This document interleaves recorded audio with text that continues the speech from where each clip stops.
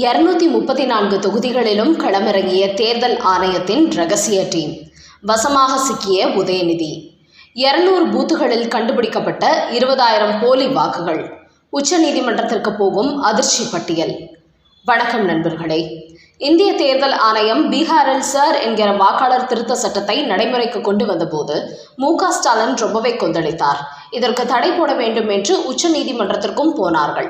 ஆனால் இதை விசாரித்த நீதிபதிகளோ இறந்து போனவர்கள், விலாசம் மாறியவர்கள், போலி வாக்காளர்களை நீக்குவதில் தடையில்லை. அதே சமயம் புதிய வாக்காளர்களுக்கு பட்டியலில் இடம் கொடுக்க வேண்டும், ஆதார் எண்ணை ஆதாரமாக ஏற்றுக்கொள்ள வேண்டும் என்று மட்டும் கண்டிஷன் போட்டார்கள்.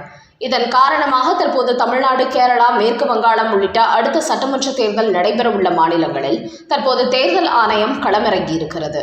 குறிப்பாக தமிழ்நாட்டில் உள்ள 234 தொகுதிகளிலும் இந்திய தேர்தல் ஆணையத்தின் அதிகாரிகள் களமிறங்கிவிட்டார்கள். தற்போது முதல் கட்டமாக சென்னையில் உள்ள சேப்பாக்கம், 1000 விளக்கு உள்ளிட்ட பல தொகுதிகளில் தேர்தல் அதிகாரிகள் வாக்காளர் பட்டியலை ஆராய்ந்து வருகிறார்கள். அந்த வகையில் உதயநிதி ஸ்டாலின் போட்டியிட்டு வெற்றி பெற்ற சேப்பாக்கம் தொகுதியில் மொத்தமுள்ள 200 பூத்துகளில் 20,000 கள்ள ஓட்டுகள் இருப்பதை கண்டுபிடித்துள்ளார்களாம். குறிப்பாக யாரேனும் வீடு காலி செய்தாலோ அவர்களது ஓட்டுகளை திமுக சார்பில் வாக்களிப்பதற்கு புதிய நபர்களை தேர்வு செய்து வைத்திருக்கிறார்கள். யாரேனும் இறந்தால் கூட அந்த ஓட்டை போடுவதற்கும் இவர்கள் ஆள் தயார் செய்து வைத்திருக்கிறார்களாம். இப்படி திமுக சார்பில் தாங்களே போலி வாக்காளர்களை உருவாக்கி வைத்து நாங்கள் வெற்றி பெற்று வருவதும் இதன் மூலம் தெரிய வந்திருக்கிறது. அந்த வகையில் உதயநிதி ஸ்டாலின் 20,000 ஓட்டு வித்தியாசத்தில் வெற்றி பெற்றார் என்றால் சேப்பாக்கம் தொகுதியில் 20,000 போலி வாக்காளர்கள் இருப்பதை தற்போது கண்டறியப்பட்டுள்ளது. குறிப்பாக கடந்த சட்டமன்ற தேர்தலில் அதிமுக வேட்பாளர்கள் அங்கு போட்டியிட்டால் உதயநிதி வெற்றி பெறுவது சிக்கலாகிவிடும் என்பதற்காகவே பாட்டாளி மக்கள் கட்சி வேட்பாளரை அங்கு போட்டியிட வைத்து திமுக வெற்றி பெற்றது. இதற்காக பாட்டாளி மக்கள் கட்சியிடம் திமுக சார்பில் டீல் போட்டுள்ளார்கள் என்பதும் தெரிய வந்திருக்கிறது. இப்படி தமிழ்நாட்டில் உள்ள 234 எம்எல்ஏ தொகுதிகளிலும் இடம்பெற்றுள்ள 68,000 வாக்குச்சாவடிகளிலும் தேர்தல் ஆணைய அதிகாரிகள் தீவிர சோதனையில் ஈடுபட போகிறார்கள். அதனால் இந்த சோதனைக்கு பிறகு தமிழ்நாடு முழுக்க எந்தெந்த தொகுதிகளில் எவ்வளவு போலி வாக்காளர்கள் இருந்துள்ளார்கள் என்பது குறித்த பட்டியல் வெளியாகும். குறிப்பாக பீகாரில் 65 லட்சம் போலி வாக்காளர்கள் நீக்கப்பட்ட போது காங்கிரஸ் உள்ளிட்ட எதிர்க்கட்சிகள் கொந்தளித்தார்கள். அதனால் இப்போது மற்ற மாநிலங்களிலும் இந்த சார் நடவடிக்கையின் போது எவ்வளவு போலி வாக்காளர்கள் உள்ளார்கள் என்கிற பட்டியலையும் உச்சநீதிமன்றத்தில் இந்திய தேர்தல் ஆணையம் சமர்ப்பிக்க உள்ளதாம். இதன் காரணமாக தற்போது திமுக கடும் அப்செட் ஆகி இருக்கிறது. இப்படி தாங்கள் தயார் செய்து வைத்துள்ள போலி வாக்காளர்களை எல்லாம் கண்டறிந்து களையெடுத்து விட்டால் சட்டமன்ற தேர்தல் நாம் எப்படி பெறுவது என்று அதிர்ச்சியில் உறைந்து போயிருக்கிறார்களாம். அதோடு இப்படி ஒரு தகவல் வெளியானதை அடுத்து கடந்த முறை உதயநிதி ஸ்டாலின் போட்டியிட்ட சேப்பாக்கம் தொகுதியில் பாட்டாளி மக்கள் கட்சி வேட்பாளர் போட்டியிட்ட நிலையில் இந்த முறை அதிமுக வேட்பாளரையே களமிறக்க வேண்டும் எடப்பாடி பழனிசாமி திட்டமிட்டு வருவதாகவும் தகவல்கள் வெளியாகியுள்ளன. அந்த வகையில் இந்திய தேர்தல் ஆணையம் எடுத்துள்ள இந்த சார் நடவடிக்கை திமுகவுக்கு மிகப்பெரிய சர்க்கலை ஏற்படுத்தப் போகிறது என்பது தெரிய வந்துள்ளது. அதோடு பீகாரில் தேர்தல் ஆணையத்தின் சார் நடவடிக்கைக்கு மு.க. ஸ்டாலின் கடுமையான எதிர்ப்பு தெரிவித்த போது பாஜகவின் எம்பி அனுராக் தாக்கூர் மு.க. ஸ்டாலின் போட்டியிடும் கொளத்தூர் தொகுதியிலேயே போலி ஓட்டுகள் இருப்பதாக தெரிவித்திருந்தார். அது குறித்த ஆதாரமும் தேர்தல் ஆணையத்தில் ஒப்படைக்கப்பட்டு இருப்பதாக கூறினார். அந்த வகையில் இப்போது உதயநிதி போட்டியிடும் சேப்பாக்கம் தொகுதியில் 20,000 கள்ள ஓட்டுகள் இருப்பதை தேர்தல் ஆணையம் கண்டறிந்துள்ள நிலையில் அடுத்தபடியாக மு.க. ஸ்டாலினின் கொளத்தூர் தொகுதியிலும் களமிறங்கப் போகிறார்கள்.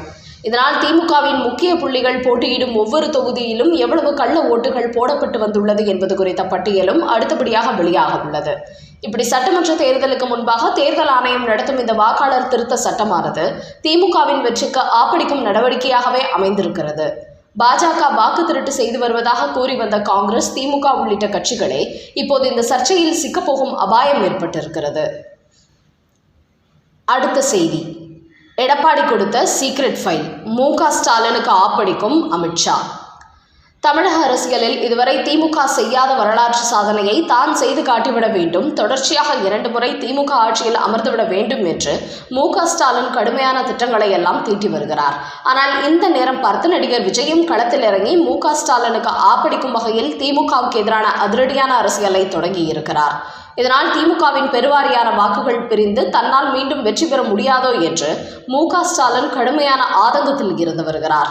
அதனால்தான் இதுவரை விஜய்க்கு எதிராக அரசியல் செய்யாத திமுக இப்போது அவரை திரைமறைவில் கடுமையாக எதிர்க்க தொடங்கி இருக்கிறது. ஆனால் இந்த நேரத்தில் டெல்லி பாஜகவும் அதிமுகவுடன் கைகோர்த்தபடி திமுக ஆட்சிக்கு முடிவு கட்ட வேண்டும் என்று வரிந்து கட்டி களமிறங்கி இருக்கிறது. குறிப்பாக அமித்ஷாவை பொறுத்தவரை மீண்டும் திமுகவை ஆட்சிக்கு வரவிடக்கூடாது என்பதில் உறுதியாகிவிட்டார். அதன் காரணமாகவே டெல்லியில் நேற்று முன்தினம் நடைபெற்ற சந்திப்பில் பல முக்கிய விஷயங்கள் பேசப்பட்டுள்ளது. குறிப்பாக எடப்பாடி பழனிசாமி டெல்லி சென்றபோது திமுகவின் ஊழல் அமைச்சர்கள் குறித்த ஒரு பட்டியலையும் அவரிடத்தில் கொடுத்திருக்கிறார். அவர்கள் எப்படியெல்லாம் விஞ்ஞான ரீதியாக ஊழல் செய்து கொண்டிருக்கிறார்கள் என்பதை புள்ளி விவரத்துடன் காண்பித்துள்ளாராம் எடப்பாடி. தேர்தல் நெருங்கிக் கொண்டிருப்பதால் இப்போது அவர்கள் பதுக்கி வைத்திருக்கும் கருப்பு பணத்தை எல்லாம் கைவசப்படுத்தினால்தான் தேர்தலில் பண பட்டுவாடா செய்ய மாட்டார்கள். இல்லை என்றால் கடந்த தேர்தலை போன்று இந்த முறையும் ஓட்டுக்கு பணம் கொடுத்தே திமுக வெற்றி பெற்றுவிடும் என்று கூறியிருக்கிறார் எடப்பாடி. அப்படி அவர் கொடுத்த பட்டியலை வாங்கி பார்த்த அமித்ஷா, ஏற்கனவே உளவுத்துறை மூலம் திமுக அமைச்சர்கள் குறித்த ஒரு பட்டியல் எடுக்கப்பட்டு வருகிறது. அதனால் இதையும் கையில் வைத்துக்கொண்டு சீக்கிரமே ஆட்டத்தை ஆரம்பிக்கிறோம். குறிப்பாக திமுகவினர் தங்கள் கைவசம் கருப்பு பணத்தை வைத்திருந்தால் சிக்கிக்கொள்வோம் என்பதற்காக ஒவ்வொரு ஏரியாவிலும் திமுகவின் நம்பிக்கைக்குரிய நிர்வாகிகளிடத்தில் பணத்தை பதுக்க தொடங்கிவிட்டதாக உளவுத்துறை ரிப்போர்ட் கொடுத்துள்ளது. அதனால் நீங்கள் கொடுத்த இந்த பட்டியலையும் கொடுத்து எந்தெந்த பண முதலைகள் எல்லாம் கட்டம் கட்ட வேண்டும் என்கிற லிஸ்டை விரைவில் தயார் செய்கிறோம். இன்னும் ஒரு மாதத்தில் இடி, ஐடி எல்லாவற்றையும் இறக்கிவிட்டு திமுக புள்ளிகளை தட்டி தூக்கி விடுகிறோம் என்றும் எடப்பாடிக்கு உறுதியளித்துள்ளாராம் அமித்ஷா. அந்த வகையில் நேற்று முன்தினம் அதிமுக ஒருங்கிணைப்பு குறித்து பேசப்பட்டாலும் அதற்கு அமித்ஷா பெரிதாக அழுத்தம் கொடுக்கவில்லையாம். அது அதிமுகவின் உட்கட்சி விவகாரம் என்பதால் அதற்குள் நான் வரமாட்டேன் என்று கூறிவிட்டாராம். அதன் காரணமாகவே நிம்மதி பெருமூச்சு விட்ட எடப்பாடி பழனிசாமி திமுக ஊழல் அமைச்சர்களின் சீக்ரெட் பட்டியலை கொடுத்த கையோடு ஏற்கனவே பாஜகவுக்கு 50 தொகுதிகள் வேண்டும் என்று அமித்ஷா கேட்டிருந்த நிலையில் தற்போது 40 தொகுதிகளை அவர் கேட்காமலேயே கொடுத்து விட்டாராம். அந்த வகையில் 2026 சட்டமன்ற தேர்தலில் பாரதிய ஜனதா கட்சி 40 தொகுதிகளில் போட்டியிடுவது தற்போது உறுதியாகி இருக்கிறது. மேலும் தேசிய ஜனநாயக கூட்டணியிலிருந்து வெளியேறி உள்ள OPS, டிடிவி தினகரன் ஆகியோர் செங்கோட்டையன் கொடுத்த புகார் அடிப்படையில் தங்களுக்கு சாதகமான தகவல் வரும் என்று எதிர்பார்த்திருந்தார்கள்.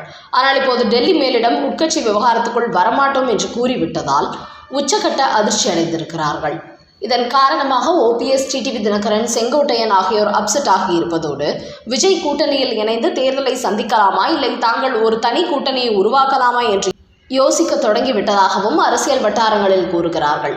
அந்த வகையில் செங்கோட்டையன் சலசலப்பை ஏற்படுத்துவார், அதிமுக பாஜக கூட்டணி உடைந்துவிடும் என்று எதிர்பார்த்து கொண்டிருந்த திமுகவுக்கு அமித்ஷாவும் எடப்பாடியும் எந்தவித சலசலப்பும் இல்லாமல் பேச்சுவார்த்தை நடத்தியிருப்பது அதிர்ச்சியை கொடுத்திருக்கிறது.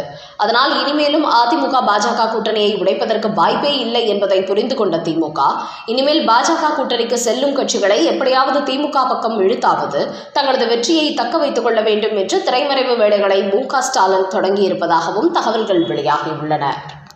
செங்கோட்டையன் அதிமுகவில் இருந்து நீக்கப்படுகிறாரா? எடப்பாடி சொன்ன பதில்: ஒருங்கிணைந்த அதிமுகவை உருவாக்க வேண்டும் என்று எடப்பாடிக்கு 10 நாட்கள் கெடு வைத்தார் செங்கோட்டையன். அதையடுத்து டெல்லி சென்று மத்திய அமைச்சர்கள் அமித்ஷா, நிர்மலா சீதாராமன் ஆகியோரை சந்தித்துவிட்டு திரும்பியவர் 10 நாட்களுக்கு பிறகு அதிமுகவை ஒருங்கிணைக்கும் முயற்சிகள் தான் ஈடுபடப் போவதாகவும் கூறினார்.